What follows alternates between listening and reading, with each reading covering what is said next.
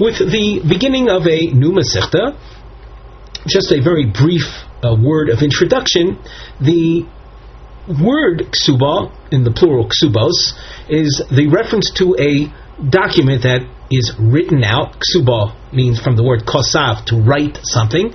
It's a document that essentially provides financial guarantees for a woman who is getting married upon the divorce or the death of her husband.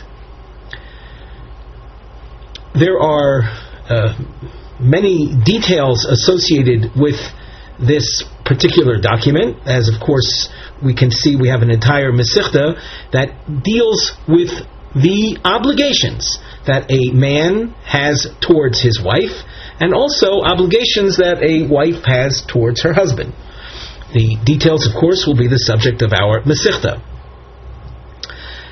Another point of information that will be helpful in order to appreciate our Mishnah is that as far as halacha is concerned, there are really two stages in establishing a marriage.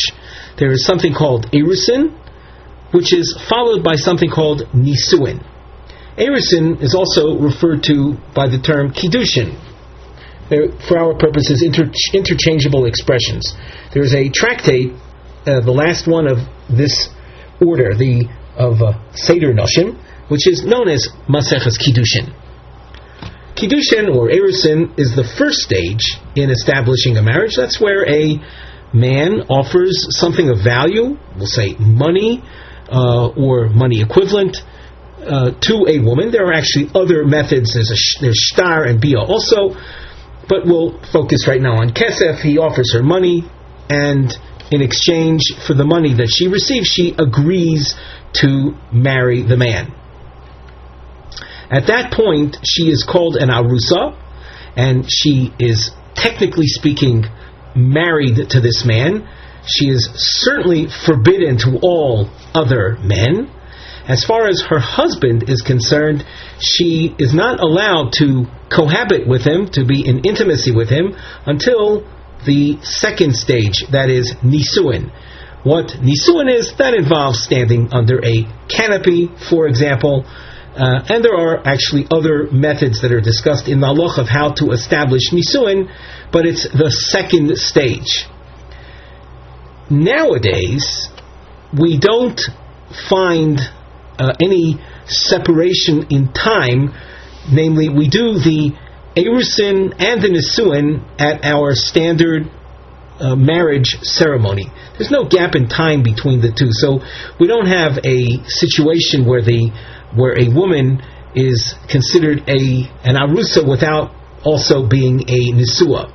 However, in the time of the Gemara, and we'll see that brought up in our Mishnah, there was a situation where there could actually be up to a year gap between the erusin and the nisuin, so that you can have a woman who is walking around, who is technically speaking married to a man, and that man, her husband, has not yet cohabited with her because of this gap in time. You'll ask, why is there any necessity for a gap in time? The answer to that is that there was a need to, let's say, get funds together, to get wherewithal together on the part of the couple in order to establish a household. So the time between the erusin and nisuin, they were involved in setting up house. Without any further ado, let us glance at the side of our Gemara.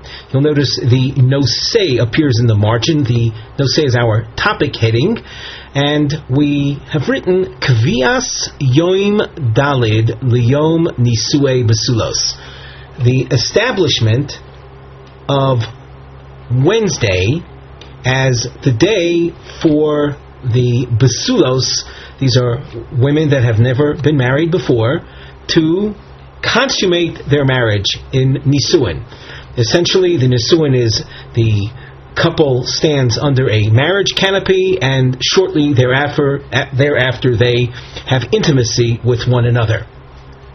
The Mishnah indicates that Wednesday was the day chosen for Nisuin. And as we said in our introduction, the Nisuin is the second stage after the Erusin had already been done.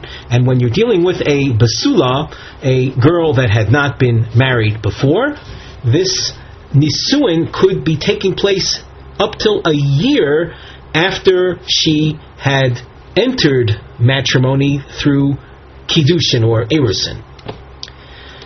That's, of course, the money that the husband gave her in exchange for her acquiescing to marry him. The Mishnah. Basula niseis liyom horavi. The virgin marries on Wednesday. Ve'almona liyom hachamishi. And a widow who is now remarrying, the assigned day of the week for her marrying is a Thursday. Of course, this will be discussed in the Gemara. How did the Chazal come up with these particular days of the week? The Mishnah goes on to explain regarding a Basula, Shepa'amayim b'Shabbos bote dinim yoshvin bayoros b'yom hasheni v'yom hachamishi. Twice a week, from the time of Ezra, who was the leader of the Jewish people at the beginning of the second temple period, he established that courts shall sit in session on Mondays and Thursdays. Being that the courts sit in session on Thursdays, we have the couple marry and have intimacy on Wednesday. Shimhoya loy tainas besulim. If the husband feels that the wife that he is now marrying and consummating his marriage with, if he has any claim that she had been with another man after their erusin, hoyomashkim lebezin, he would run. He would get up early. Mashkim is to get up early. He would hasten to Beis Din the next day, so that he gets married on Wednesday. If he discovers that she had been with another man in the course of their intimacy, he would then run to Beis Din with his claim on Thursday, the very next morning. If we take a look in Rashi, B'Sheni v'Chamishi, 3 lines from the top,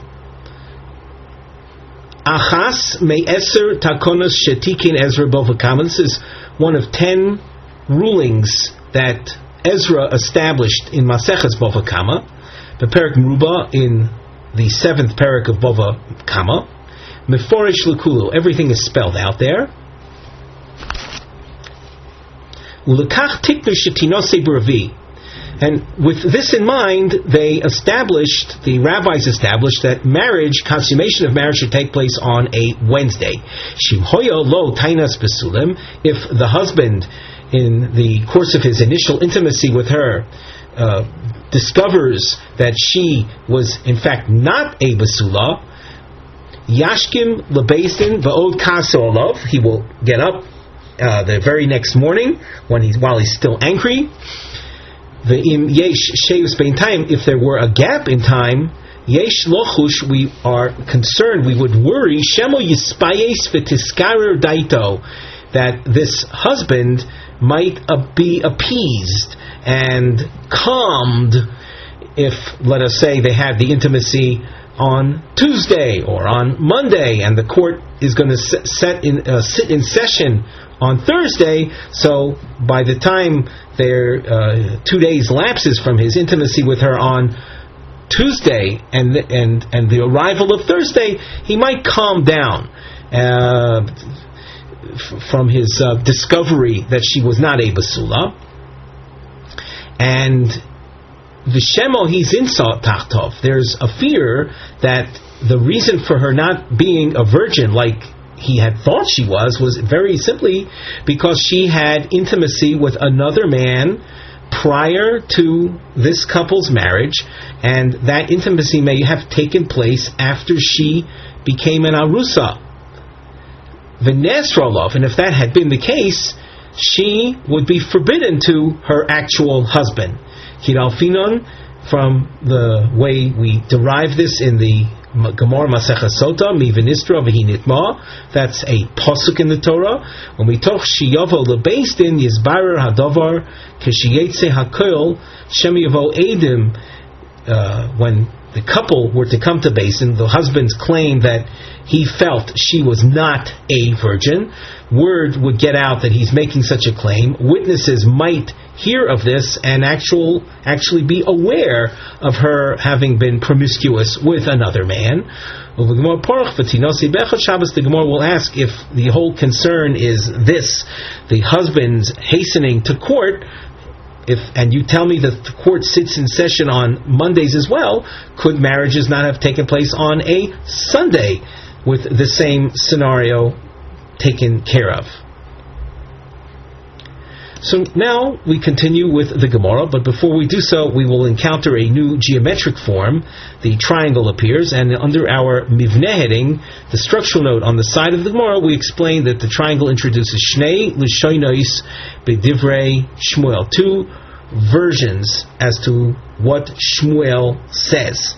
So you can see we have Roman numeral number 1 at the beginning of the Gemara, and a number of lines later there is a Roman numeral number 2, and you'll notice we have a squiggle underline, Eloi itmar, hochi itmar. That squiggle underline is often used in Gemara markings to introduce an alternative stance or alternative version of whatever. So now the Gemara. Omar Rav Yosef, Omar Rav Yehuda, Omar Shmuel. Mipnei ma omru. Why was it established b'sulu nises liyom harvi that the virgin girls consummate their marriage on Wednesdays? The answer, Lefi Shishoninu. Now, let us make it clear that we're going to be reading what appears to be an answer over the next couple lines, but it's not going to be such smooth sailing. There's some very obvious questions that one might want to ask. The Gemara will be redoing what we're going to see now in a more logical, clear fashion later on. So initially we're going to translate the Gemara in the hopes of being able to appreciate the restructuring of the Gemara later as it unfolds. So in the meantime, the question was asked, why was Wednesday chosen for the day of consummating marriages? Lefi Shishoninu, we have learned a Tanaic source that says, Higias man v'lo nisu. If the deadline came, we mentioned before that we give a couple a year in which to get their finances together, their funding together in order to set up a house. Now, if that year mark since the Erusin has lapsed, v'lo nisu, and they still have not consummated their marriage, oichlois mishalo, the husband is at this point now obligated to support his wife, to provide food for her. And if the husband is a kohen, the oichlois betruma, she is entitled to eat from truma, which is a tithe given from one's produce, given to kohanim, and only kohanim can eat from it, and of course the kohen's household. So this is a Tanaic source which serves as a backdrop. Be aware that if a year passes between the initial marriage and the nisuin, the husband is obligated to start supporting her, even if he hasn't yet consummated the marriage.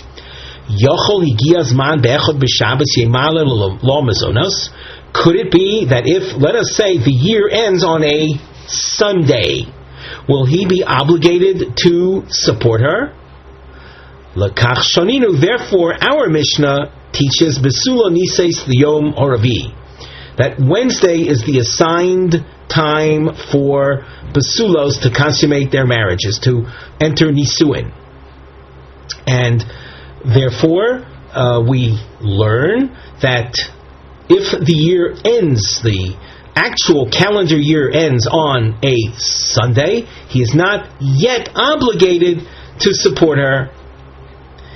That will set in only by Wednesday. Omar Rav Yosef. Rav Yosef, by the way, he is the one that introduced this particular section of Gemara. That's Rav Yosef quoting his rabbi, Rav Yehuda, in turn quoted Shmuel. But now Rav Yosef on his own, he hears this give and take, and he says, or he hears this explanation, and he said it, and he now reacts to it. More de Avram. More de Avram is an expression. It's a type of expression of exasperation, of swearing. Toli Tanya b'dalo Tanya. Do we say that a Tanaic source, our Mishnah, is dependent on something that is not found in Mishnayos? What do you mean? Hey Tanya v'hei lo Tanya, which is a source and which is not a source? Ha Tanya v'ha Tanya. Both Besula Nises v'yom Revi is a Mishnah, and the Higia Zman v'lo Nisu Ochos Mishalo is also a Tanaic source. So how could Rav Yosef say that we're making a Tanaic source dependent on a non-source? Elo, rather, what did Rav Yosef mean when he expressed his wonderment? Toli Tanya de Meforesh Taima. We're making a Mishnah that spells out a reason, and we're making it dependent on B'detanya de lo Meforesh Taima, on a source that doesn't spell out its reason. In other words, our Mishnah, if you were to ask why do Basulos get married on Wednesday, the Mishnah spelled out because the Beis Din sits on the very next day and will be available to process, to hear a case of a husband who claims that she is not a Basula. So it's convenient to have the marriage take place on Wednesday. Not just convenient, but it's necessary for the marriage to take place on Wednesday, so there's no cooling off time between the consummation of the marriage and the court session. So what Rav Yosef is bothered by is that you're making a Mishnah that spells out its reason and explaining it based on a Mishnah that doesn't spell out any reasons. If we take a look at Rashi, a number of lines down, Elo Toli Tanya de Meforish Taima, but the Tanya de Lo Meforish Taima, Mishnah Seinu Taima Mefurish Besocha. Our Mishnah has the reason built into it, which, and quote, Kidei Shiashkim Lebeis Din, so that he'll get up early the next morning while he's still heated up about it and take his case to Beis Din. V'hi Azman, the source that speaks about the passage of a year, and the husband obligated to support her, ain't shum tam befurish ba.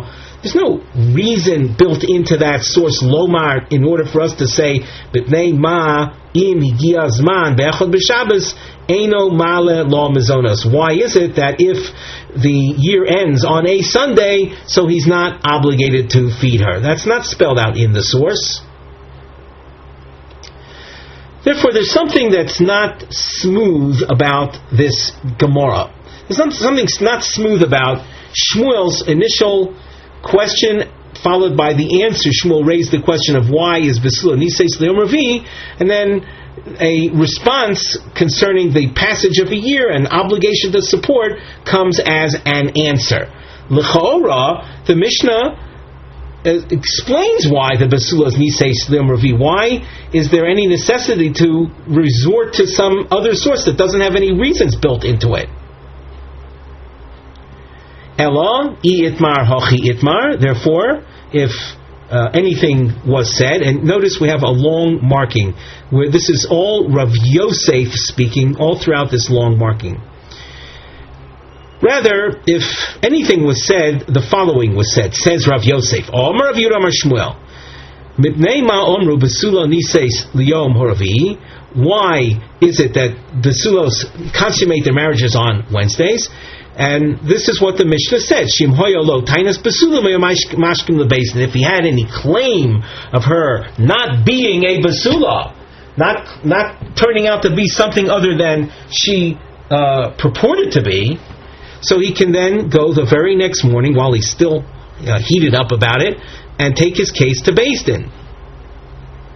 You might ask, says Rav Yosef, the tinose bechod b'Shabbos, let the nisuin take place on a Sunday. Shim hoyolo tainis b'sulo hoyamashkin leBeis Din.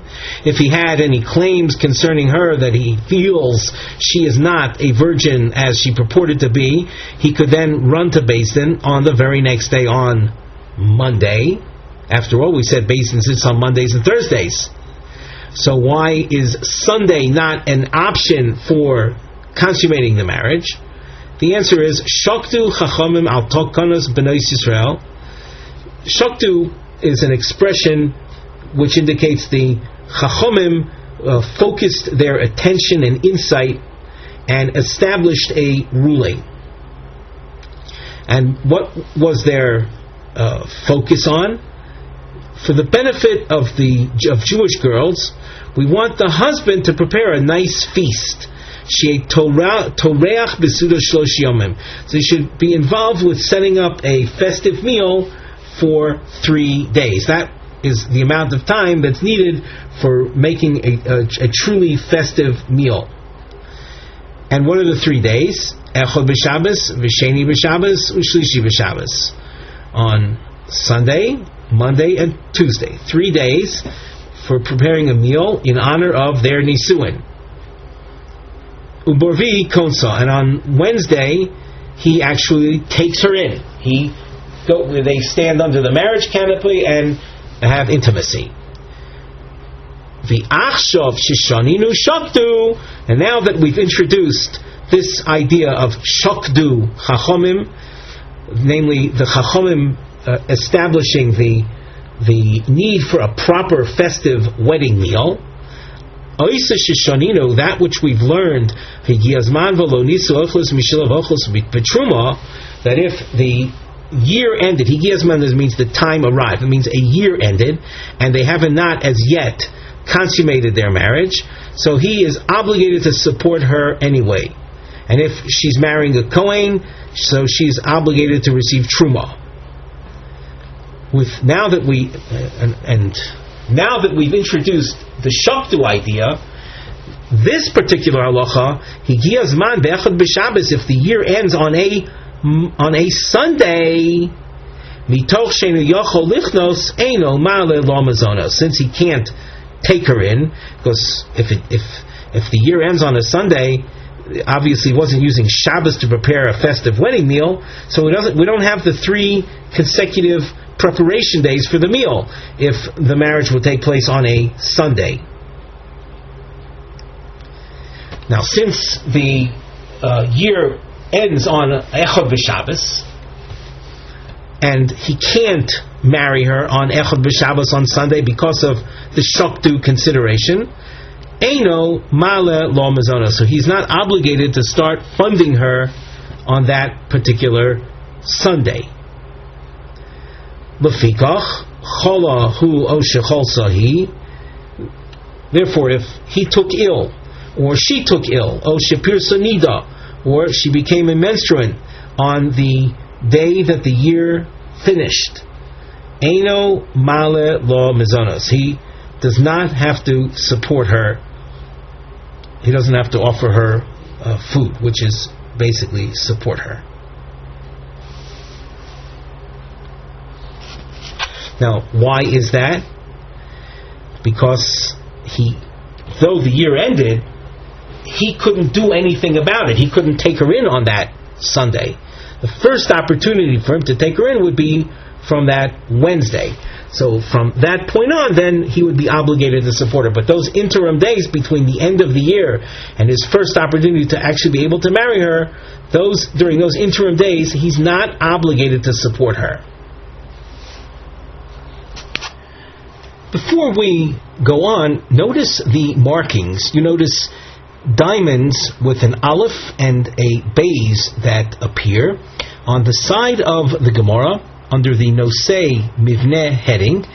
We have an aleph and beis in diamonds, Shnei Lishonos. These are two versions be'inyan regarding mahadin legabi choivas habal lozun arusoso. What is the law regarding a husband and his obligation to support his wife?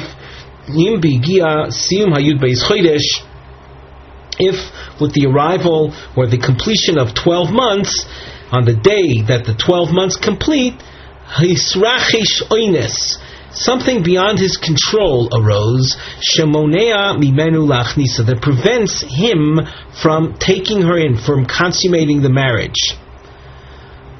What is included in this? 1, chola hu, where he became ill. Number 2, chol sahi, or she became infirmed. Or number 3, pirsa nida, shelo b'shas vesta, or she all of a sudden becomes menstruant at a time that's unexpected. In other words, when that year mark came, she became a nida at a time that she ordinarily would not have expected it to appear, to arise. So we go back to our Gemara. We noted that there is a rule, and we're just repeating ourselves, that after a year goes by, a husband who hasn't yet consummated his marriage with his wife is obligated to support her. If that year mark falls out on a Sunday, since he can't take her in because of the rabbinic rule that one has to wait till Wednesday, we said higiazman be'echad b'Shabbos mitoch sheni yochel lichnos eino ma'ale lo mazonos. Since he can't take her in, he has to wait till Wednesday. He doesn't have to support her from that end of calendar year mark till Wednesday. Lefikach cholahu o shechol sahi o shepirsa nida. Therefore, if he became ill, or she took ill, or she became a nida, eino male la mazonos. If that year mark comes and something beyond his control arose that prevents him from consummating the marriage, so he is not obligated to support her. There's a Rashi, Lefikach, Rav Yosef Misayim Bo Mishmei Denafshe. You'll notice that our long Rav Yosef marking ends over here. As Rashi says, this is the end of Rav Yosef's presentation that he's saying on his own. The Omar Lefikach Hayil v'lomanu shema ukav machmas oines eino chayav lozuna. Since we have learned that someone who is prevented from consummating the marriage because of something beyond his control, the year mark ending, and yet Wednesday hasn't yet arrived, that's beyond his control. So he does not have to support her. Therefore, cholahu or chol sahi, other cases of things that transpire that are beyond his control. So with the year mark ending, but at that point something beyond his control arose, he does not have to support her immediately. Now we have a bracketed section. This is a long section. Take note of the length of this bracketed section. It takes you down about a third of the way down Omid Beis. On the side of the Gemara, we have a starred note, Tam HaSograyim, the reason for the brackets. Divrei Rava, Shemofim Achrei HaSograyim, the words of Rava. Rava appears after the bracketed section. Hemshich Yoshir Mima Shenema Kan Lefikoch. They are a continuation of that which we've just said now with our Lefikoch conclusion, so that if you skip the brackets, then Rava's comment will flow smoothly. The Mishum Oines, our Lefikoch comment now, the conclusion that we just reached in the Gemara, states that because of ones, something beyond one's control, ein tzorech lozuna, he does not have to support her. If the inability of his consummating the marriage with her is a result of an oines, something beyond his control, he doesn't have to support her. Daha denenas nechshav bosis letaino letoivas abal. The phenomena that we mentioned, these ones circumstances, work out to be something to the benefit of the husband. He does not have to support her. The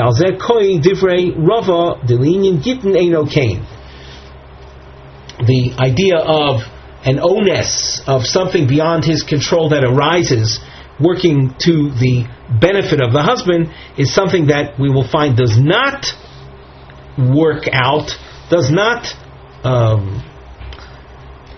function in the same way when it comes to the realm of divorce.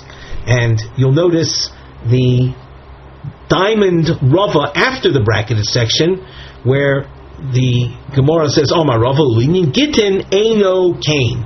Regarding matters of divorce, this is not the case. In other words, the idea of ones working to the husband's benefit, to a fulfillment of the husband's for his benefit, that's not the case when it comes to gittin. And if we skip momentarily to the Rashi on this point, 4 lines from the top of the Rashi column on Omid Beis, u'le'inyan gittin eino kain. Notice how Rashi is so sensitive to the structure. He says, "Alafikoch koi." The comment made regarding divorce documents is going on the conclusion that we reached with the word lefikoch here back on Omid Aleph. The ashmeinin she akovas ha'oines potroso min hamazonos, that which we concluded on Omid Aleph, that because of something beyond his control, that enables him to withhold the mazonos support. The inyan gitin ein tainas oines me'eles. Regarding divorces, the claim that something is beyond his control does not benefit his claim. Im nosan get liishto, if a man gave a divorce document to his wife almanas, im lo ovoy ad zman ploni yehi get, and he says that if I don't show up by such and such a time, then this divorce should take hold. V'nenas v'lobo, and something beyond his control prevented him from coming. He wanted to come. He wanted to stop the get from being effective. But something came up, preventing him from coming within that time that he stipulated. Harei ze get. V'eino yochol lomar onu soyisi. The get goes through, and he, the husband, cannot claim, "Oh, I was prevented from coming beyond my control." So we see that the kind of oines benefits the husband in the case of the need to support her, but the taina of ones, the claim of ones, does not benefit him in the realm of divorce. So now that we've hopefully laid out the Gemara structurally, we turn our attention to the section within the brackets. V'ika deboy lo, we're back on Omid Aleph, toward the bottom of the page. You notice where the bracketed section begins. V'ika deboy lo mibaya. Notice the squiggle underline, as we indicated earlier today. This introduces something that is of an alternative nature. So there are those that present this issue in a question form. Notice we have a long question marking. Cholahu mahu. Let us say the 12-month period between the Erisin and the Nisuin arrived, and he took ill at that point, does he have to support her? He hasam taimomai, there in the case of the year ending on a Sunday. We said he does not have to support her. Mishum da'onis. Why doesn't he have to support her? Because it's beyond his control. In other words, the year ends on a Sunday, but he can't take her in because of the takonas chachamim, of having 3 days of investment in the meal.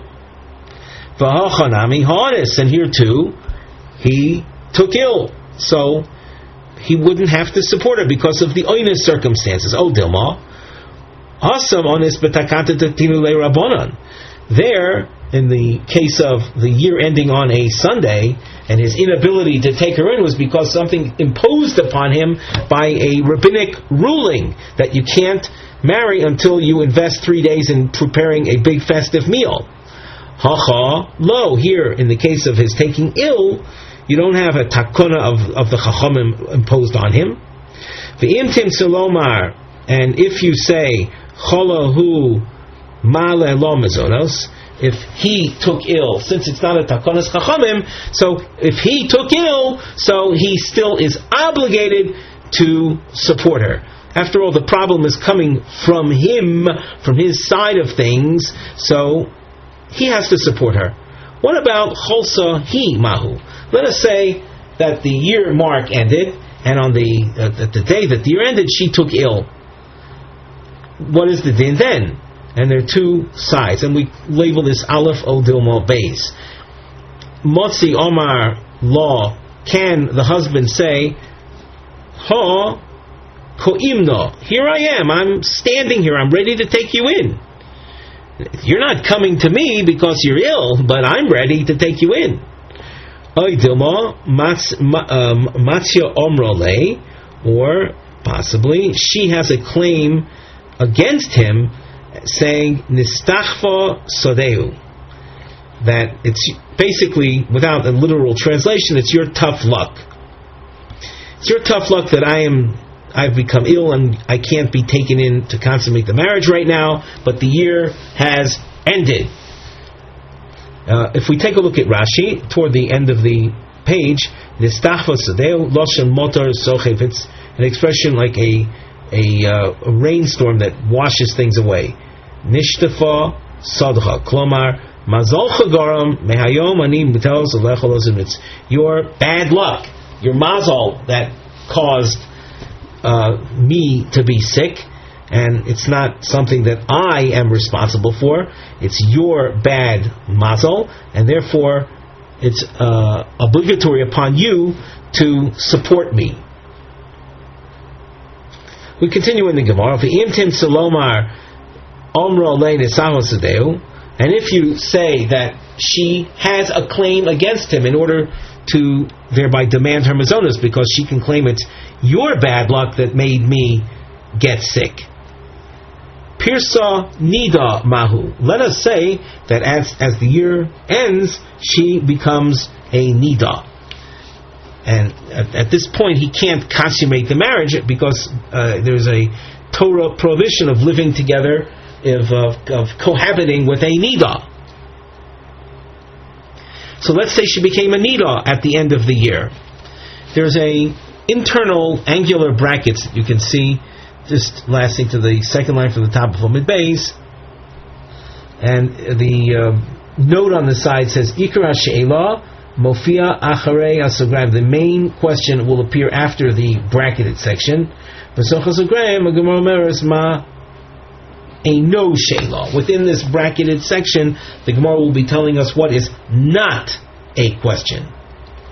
So if we skip the brackets momentarily, the issue came up of what happens if she becomes a nida.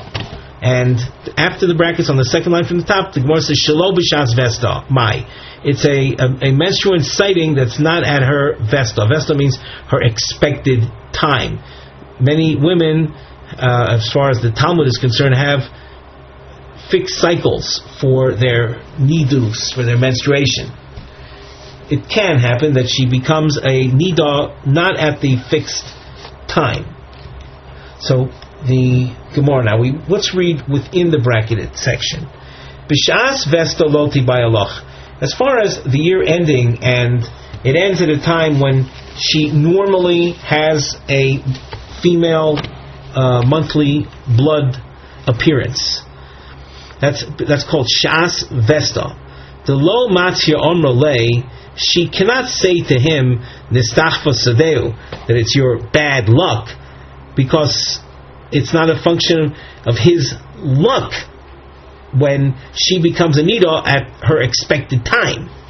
Shelo b'shas vesta mai. The question is, let's say she becomes a nida at an unexpected time. Shelo b'shas vesta. Vesta means her fixed cycle, and this is shelo b'shas vesta, not at the fixed cycle. Mai.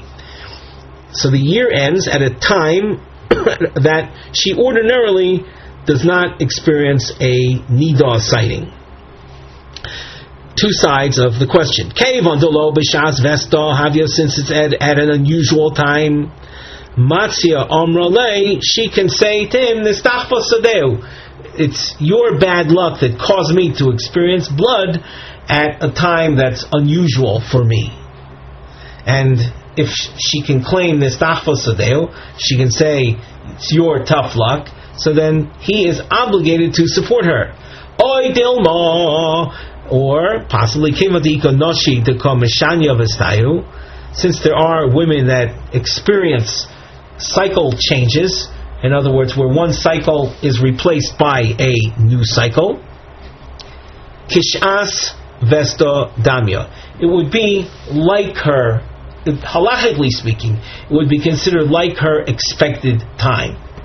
And as we said before, in the internal angular brackets, if the nidus comes about at the end of a year at an expected time, so she cannot say to him, it's your bad luck that brought this on. This is the way she developed even before a husband ever showed up. So the question was now asked, let's say she becomes a nida at the end of 12 months, and that appearance at the end of 12 months was something that was out of the blue, was unexpected. The Gemara answers, Poshit Ravachoy. Ravachoy responds, tries to solve the question from the following. Higiaz man v'lo nisu, ochlos mishalo, v'ochlos betruma. The source we saw on Omid Aleph, if the time for consummating the marriage arrives, a year is over, and v'lo nisu, and he did not marry her, he didn't take her in. V'lo nisu is an expression that we're going to have to pay close attention to later in the Gemara, grammatically speaking. V'lo nisu would imply that she did not become married. Ochlos mishalo v'ochlos betruma. She is entitled to be supported. Lo nosu lo kotani. In this source, it doesn't say that the non-consummation was because of the husband. Here we're dealing with grammar. Lo nosu would be a focus on the man taking her in, or in this case, not taking her in. He was the initiator. But it doesn't say that. Elo lo nisu. It speaks about the women not allowing themselves to be married. In other words, the restraining factor here is on the woman's side. Hefidami, what's the case? What's a practical illustration of this point? If the woman is initiating the hesitation or the resistance to getting married, why would the source say that they eat from the husband? The husband has to support her, and they can eat truma. After all, she is the one preventing the marriage from being consummated. So if that were the circumstance, the halacha that she has to be provided for doesn't make sense. Elo lav the isnis ki gavna. Rather, the source that speaks about hiyaz mavelo nisu is talking about a case of infirmment, of one taking ill and other we'll say ones factors. So the grammar indicates that there was an onus. Elolav the isnis ki hai gavna. It must be that an onus like this, where infirmity set in, or her becoming a nida set in. Vikotani, and it says oichlos mishalova ochlos betruma. He is to support her. So at this point, by focusing on the grammar, the Gemara would be answering the question. The question had been, the year ends and she becomes a nida. Is he expected to support her? The answer is yes, he's expected to support her, because the source said the lo nisu, a year went by and she had not married yet. She hadn't consummated the marriage. The husband has to support her. What stopped the marriage from being consummated? So it must be something like this, with her becoming a nida. Here you have a rejection. It lasts a couple of lines. Omar Rav Ashi, La'olam e malach kol oinsa loy achla. Any kind of ones circumstance that would prevent them from consummating the marriage, that is reason enough for her not to be able to receive support from the husband. So if there any kind of onus that comes up, she is not entitled to demand support from him. Udakoma akvi inhu, and the source above is speaking about a case where let me go say this again. If as a result of an onus, he does not have to support her, then why in the source above does it say that if a year lapsed, he has to support her? And Rav Ashi explains, because in the source it's talking about a case of the husband resisting consummating the marriage. Well, if he's initiating this resistance, he had better support her.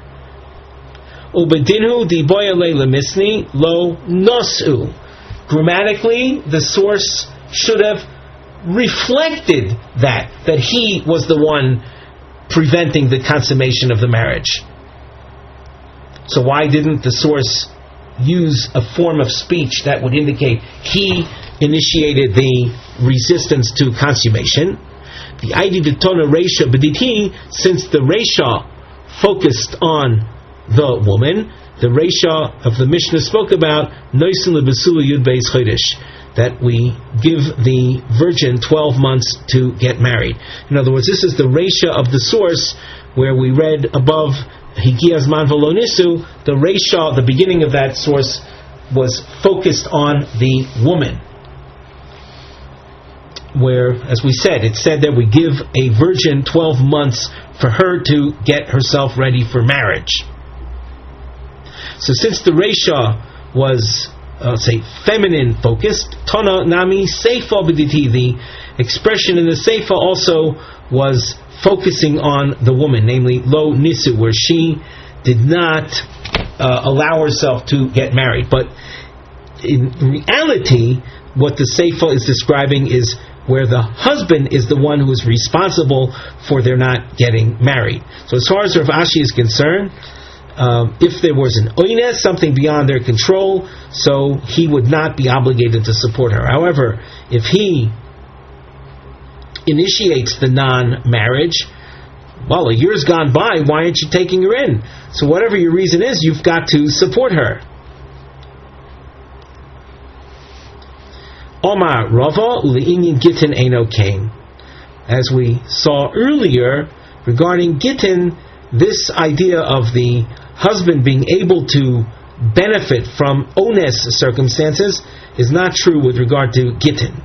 On the side, we have a nosei mivne heading, where you can see a diamond appears, which you'll see is used to highlight Rava, and the double underline represents Shtei Lishonos Barava. Loshen 1, Roman numeral number 1, Ein Oines Begittin. I mean, Ein Oines Mevatel Aget. The taina of Ones will not be a strong enough claim to obliterate or void the divorce from setting in. You'll notice, if you have Daf Gimel Amud Aleph available, Rava appears again in a diamond with a Roman numeral number 2, where he says, just like Oynes we saw was a factor that stopped that enabled the husband to withhold support, so too by Gittin, the Ones circumstances will enable the get, the divorce, that will enable it from setting in, from taking effect. So our sugya, as we see, is focused on the issue of Ones, uncontrollable circumstances, or circumstances beyond one's control. What role do they have with regard to divorces? So now the Gemara, Omar Rava Uli Inyan Gittin Eino Kain, regarding divorce documents and their effectiveness, we don't say the same thing. Well, by claiming we don't say the same thing, Alma Kosova Rava, therefore Rava holds Ein Oines Begittin. The taina, the claim of Ones, does not play a role with regard to divorces. Now, just to repeat ourselves, Ones did play a role with regard to enabling the husband from withholding the support. The situation with Gittin, the Oines is not the same. Mino lei l'Rava. From where does Rava know this? So here we have some more structural points. A house marking with a number 1 appears, and on the side of the Gemara, the house introduces Nisyones Limtso Mokor L'Divrei Rava, attempts to find a source for Rava's teaching. Triangles will appear, and they represent a ma'akav, an attempt on our part to keep track of the back and forth of the Gemara, and hence with the point facing up, that represents a nisayon, an attempt, and the inverted represents a dechia, a rejection.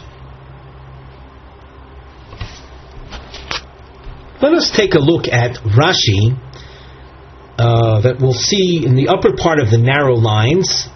Almo kosovar ein oines begittin. Ein tainus oines begittin. The claim of ones will not figure in preventing a get, a divorce, from going through. We could now, in the Gemara, we asked the question, Mino lei l'Ravaha, from where does Rava know this? We mentioned the house is an attempt to find a source for it. If you think it's from the following, a man says to his wife, take this divorce document, and he stipulates, this will be your divorce if I don't come from now until 12 months. He dies within the 12 months. Well, he dies within the 12 months. You see, he's not going to be coming back. Did he intend to come back within the 12 months? Yeah, he may very well have intended to come back within the 12 months. But he didn't, because of death. Eino get. The divorce doesn't go through. But here we must infer. Meis hu the eino get. The case of his dying is such that the get doesn't go through because of a concept of ein get li'achar misa. You can't have a dead man divorcing his wife. Hachala, however, had he taken ill, he's still alive, he had taken ill. And as a result of the illness, he didn't come within the 12 months. He may very well have intended to come within the 12 months, but he took ill and was unable to. We infer hareze get. Only in the case of death do we say it's not a get. But if he had taken ill and didn't show up, it would be a get. What does this show us? It says even though he intended for it not to be a get, he intended to come back, but because of ones circumstances he was unable to come, the get goes through, it becomes effective. So what do we see from this? We see ein ones begittin. The claim of ones, the claim of something beyond one's control, does not play a role. The Gemara rejects this. V'dilma li'olam ei moloch, I might very well tell you, Chola nami eino get, that his taking ill is also, just like the source said with his dying, the get is not a get, his taking ill also is reason enough for the get to be halted. As far as the source featuring death, it's not there for inference purposes. The purpose of the source was to tell me that very point itself, the ein get, la'achar misa, was to reveal to us that a divorce that's going to set in after the husband dies is not considered a divorce. And by the way, just bear in mind, in general, when we say a woman is divorced or not divorced, right now the guy's dead, the husband's dead, she's not a married woman anymore. Does it matter for what reason? Yes, it does. If we say that she is considered divorced, so then she will not be obligated, if the husband died leaving no children, she would not be obligated in the yibum marriage, the levirate marriage.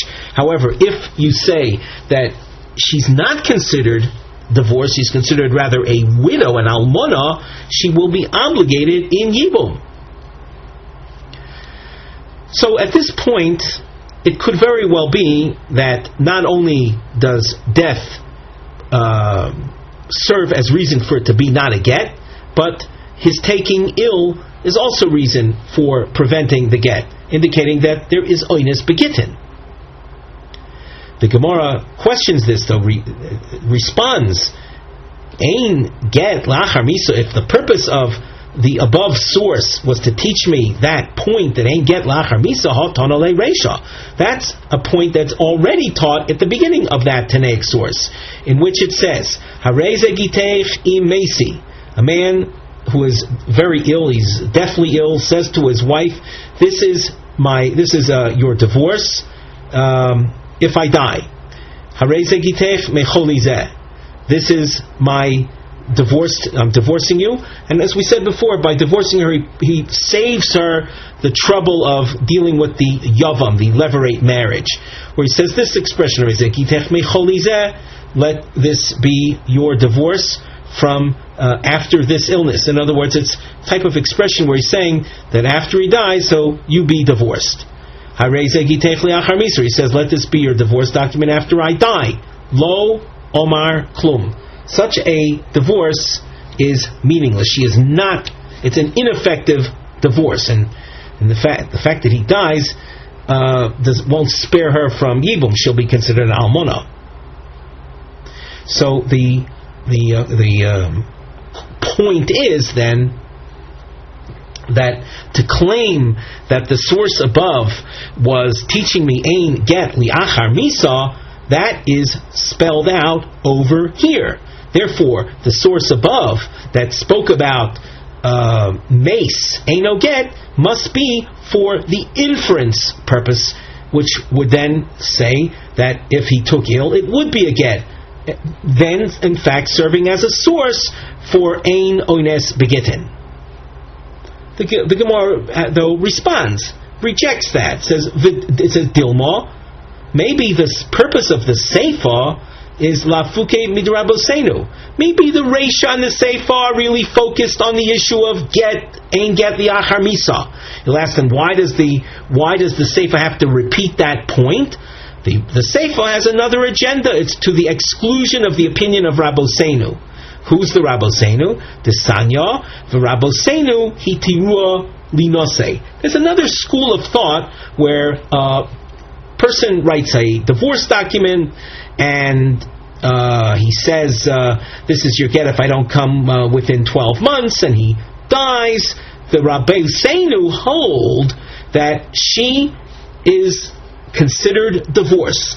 This Loshon hitiruli nose means they enable her to marry with a stranger without the need for chalitza, for release from the Yavam. Why doesn't she need a release from the Yavam according to the Rabosenu? Because she is considered divorced. How is she considered divorced? After all, he died, the Amrinon, and we explain Man Rabosenu, who is behind this title Rabosenu. Omar Rav Yehuda Omar Shmuel Beidina Deshoru Mashcha. It's the opinion. This isn't direct. One thing isn't related to it, but it's the opinion of that Beis Din, of that court, that allowed us to benefit from Gentile-produced oil. There's a halacha that we cannot benefit from Gentile-produced wine. The issue of oil was also subject to discussion, but a Beis Din, a court, came along and said oil is allowed. And that Beis Din, the Sharu Mashchos Savri Law Rab Yossi, they hold like the opinion of Rabbi Yossi with regard to documents. The Omar Zmano Shel Shtar Mochiach Halav. The date that is written in the document proves what the author's real intention was. So that if you have a man that wrote a divorce document and stipulated, as we saw above, and he wrote today's date in it, as far as Rabbi Yossi's opinion is concerned, from the time or from the date written in the document, that's when the document takes effect. We here are coming along in the source that was introduced with the house marking of Hareza Gitechim Lo Bosim Mikan Hashem As Chodesh, and in that source we're coming to deny or counter this school of thought that said Zmano Shel Shtar Mochiach Halav, and we come and say no. If a person said the divorce should be a divorce if I don't come within 12 months, and he happens to die during the 12 months, the get is not a get. According to Rabbi Yossi, it would have been a good get because he wrote a date in the shtar, and the fact that a person bothers writing a date in the document, according to Rabbi Yossi, shows that it's from that point that he wants it to be effective. And according to Rabbi Yossi, it's not a problem of ein get li'achar misa, of a dead man divorcing, because when the document was written with the date in it, he was still alive. So, just to repeat the main point, the first source which was introduced with a house marking, which we thought would be the support for Rav, or the basis of Rav, of ein ones begitten through an inference in the way we read the source, forget about it. The source was not to be read with inference purposes, but rather the Reisha and the Seifa were dealing with the concept of ein get li'achar misa. And you'll ask, why was repetition needed? Because one of those installments was needed to counter the opinion of Rabbi Yossi that said Zmano Shel Shtar Mochiach Halav. So we're left with the question, though, from where does Rava know ein ones begitten? V'ela miseifa, from the end of the Tanaic source, which reads, a person writes a get, and he says, this is your get, and he stipulates, me'achshov im lo bosi mikan vi'ad yud beis chodesh. It's you're to be divorced from now up till 12 months if I don't come within the 12 months. Umeis b'soich shnei moser chodesh harei get, and he dies within the 12 months, the get goes through. It becomes a get. Now, Rashi says in the lines under the third line under the Gemara text, Hareze get v'afagav the ein ones godol mimi. So even though there's no greater form of ones than death, almo ein ones begitten. You see that the claim of ones doesn't apply with regard to withholding, preventing a divorce from going through. Fuadin l'chala, just like his death doesn't prevent the get from taking hold, and it does take hold, so too if he took ill, and that's the reason he didn't show up. Too bad. The get goes through. So we continue reading in the Gemara. Meis v'hu adin l'chala, just like we saw in the Rashi, his dying doesn't prevent the get from going through, and likewise with his taking ill, and that's why he didn't show up. 12 months went by as he stipulated, and he did not show up. The get goes through. The Gemara asks, Dilma Meis Dafka, maybe as far as this source is concerned, it's only when he dies that we say that the get goes through. Delo Nicha Lei the Tepel Kami Yavam. The husband he wanted to prevent her, he wanted to help her out from having to deal with the Yavam, and only if she becomes a widow, that means he dies, would she not have to deal with the Yavam. let us just restate that. Dilma meis dafka. Let's look at Rashi. Dilma meis dafka dechol atzmo shekosav lo get machmas kein kosav lo. Maybe his whole purpose in writing the get was to prevent her from dealing with the yavam. Shim yomus ye get lemafreya. That if he dies, and that's the reason for his not showing up within the 12 months, the get will set in retroactively. Shelo tiskak liyavam ubahai oinsa lo nicho le lemiftal gita. And with specifically this onus of his dying, he doesn't want the get to be stopped. He wants the get to go through, because otherwise she'll be considered a widow, and a widow has to marry the yavam. Avol ba'oinsa achrina the nicho le livtule gita be. But some other kind of onus, some other circumstance that came up that prevented him from showing up. Well, he wanted to show up. He wanted to stop the get from going through. I would claim that then the onus is a reason for preventing the get from taking hold. So from this source, we can't say that just like death is an example of an onus, so too the case of his taking ill. Ella, number 3, meha. From the following, we're going to try to show ein ones begitten. Dahudi Amar Lahu was a married man that said, if I don't come back to this place within 30 days, then the get that I'm giving now should be a good get. Also, besof talsin yomin, we see the man coming in the distance at the end of 30 days, but he's upaske mavra, he's prevented by arriving to us literally because of a river that separated him from the town where he was supposed to arrive, and he couldn't cross the river.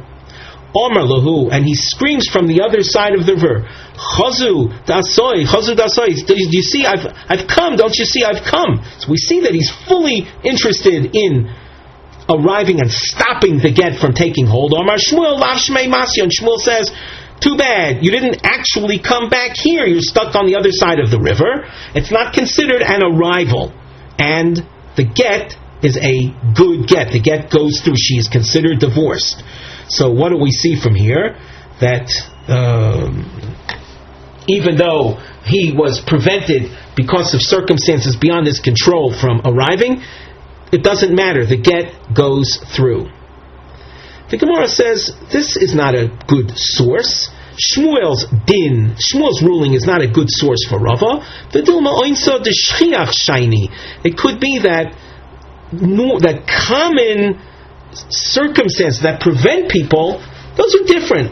It's not considered beyond your control. The kivan, the aboyale lasnu, is something that is common. It's common that ferries aren't traveling at all hours of the day, and you should have known ahead of time. Look, there was a river between the town that you said you were going to return to and where you were. You should have stipulated this, and you didn't bother stipulating it.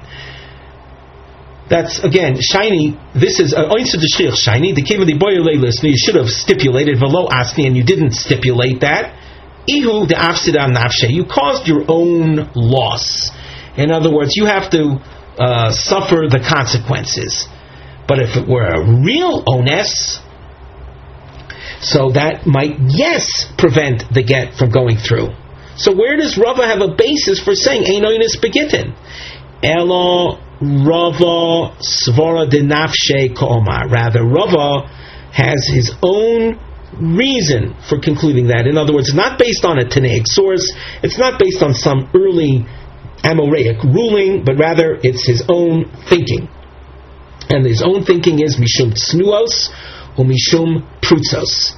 This has to do with women that are exceptionally modest, or women that are the opposite. They are luid.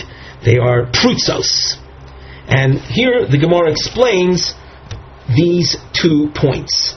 Mishum tsnuos, we say that we establish a principle ein onis begitten because of the tsnuos. The I amris lo lehevegita, if you were to say that the oines does have the ability to cancel a get, We continue at the top of Gimel Amar Aleph. Zimnin delo onis. It could be that a person doesn't show up because he chose not to show up. He wasn't ones. His lack of showing up was not because of uncontrollable circumstances. And it's a real get. She's really divorced. Visovra, and his wife thinks that his non-show up is his no-show, deonis, that it was because of circumstances beyond his control.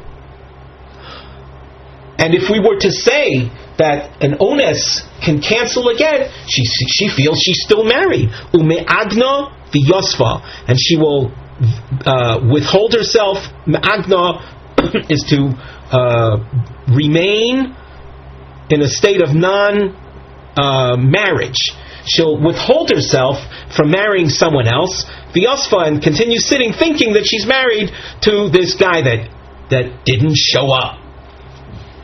But now that we say, even if his no-show is because of ones, doesn't matter. The get's a get under all circumstances. Whether it's his will, whether it was ones, she is divorced. So then she won't have any thinking on her. She won't think to withhold from seeking out a new mate. She is divorced.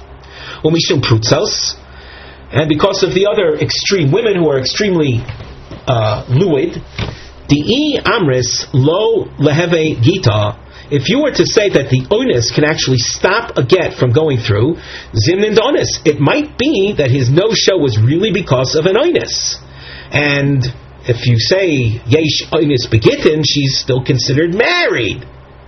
V'yamra lo onus, he's a no-show. Why is he a no-show? Well, he didn't want to come. It wasn't an onus. He deliberately did not come. And if that were in fact the reality, so she would be divorced. V'yazlo minsava, and she'll go and marry someone else. V'nimsa get botel, and if you were to say that the onus does prevent the get from going through, and in fact he was an onus, so the get that she thinks was a divorce is not a divorce, it's botel ubonem mamzerim, and her children are, in a second marriage, are illegitimate children. The Gemara now asks, Umi komidi dimidoraisa lo haveget. Is there anything that on a Torah level is not a divorce? In other words, according to what we're saying now, Rava says because of a gezerah, because of a rabbinic ruling, the onus is not going to prevent the get from going through. The get will go through. But on a Torah level, the onus should have prevented the get from going through. So the question is there something that on a Torah level, the get would be cancelled? Umishum snuos, umishum prutzos, sharino neishes ishlama. And because of the consideration we just finished explaining, the prutzos and the snuos, we will say the get is a get under all circumstances, and we're releasing a, technically speaking, married woman to marry someone else. Could that be? Just to reiterate, something on a Torah level, she's considered still married, and the rabbis come along and say, no, she's not married. The Gemara says, and by the way, there's a Rashi we should take a look at. Dimidoraisa lo havegita. Shemotzinu, Rashi on the fourth line from the top, Shemotzinu tainis oines minator. We find that an ones has meaning, has strength, that it's a major consideration. Shenemar, Ulanaro Sosadover. If there was a woman that was betrothed and she was being raped, so even though she's a married woman cohabiting with someone else, but it's because of rape, so we don't do anything to her. She's not guilty of anything. And what's the saving factor? The fact that she is an onus. So we see that onus is a consideration. So that if onus is a consideration, here we have a fellow that wanted to come back, and because of onus he didn't come back. So that's a consideration to prevent the get from going through. So can you have something that on a Torah level, she's not really divorced, and because of a rabbinic consideration she's considered released? The Gemara says, that is true. Kol de mekadesh, adaita de rabbanan mekadesh. Women who get married accepting all the rules that the rabbis established in laws of marriage. V'afkinu rabbanon lekidushe minei. Part of the rules of marriage states that in the event of divorce, divorce is part and parcel of the rules of marriage. Marriage is the entrance, divorce is the exit. So the Rabbanan established, they said that let it be known that a divorce whose conditions are not met because of uncontrollable circumstances, the uncontrollable circumstances play no role and the divorce goes through. So when a woman initially got married, she got married with that acceptance, with that understanding. And in a case of a divorce document whose conditions couldn't be met because of ones, that means that the Rabbanan move in and say that the initial marriage was never a marriage. They can undo things retroactively. Why? Because the initial marriage was accepted was taken upon themselves and was entered through accepting the rules and conditions of the Rabbanan. Omar le Ravino le Ravashi.